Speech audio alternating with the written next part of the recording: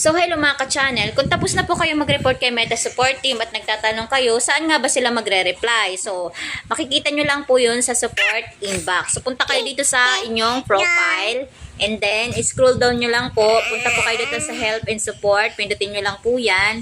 Ayan.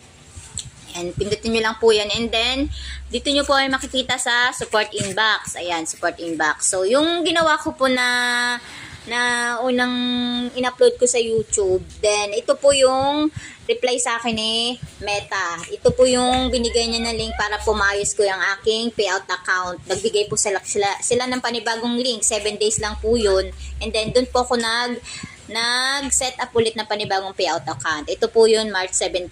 Ayan, pindutin po natin yan. So, ayan. Thank you for patient. While investigate this case, it look like we need to create a payout account. So, ito po yung link na binigay nila mga ka-channel. Ayan. Yan po yung link na pinindot ko. So, makipindot nyo lang po yan o gagana lang po yan sa computer or sa desktop. Yung desktop po pwede po sa cellphone. Saan po ba makikita yung desktop? Sa Chrome po. Punta po kayo sa Chrome.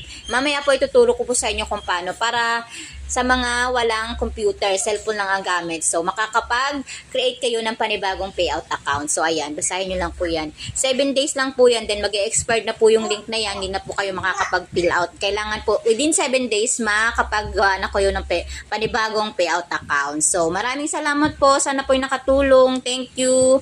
Don't forget to subscribe my channel.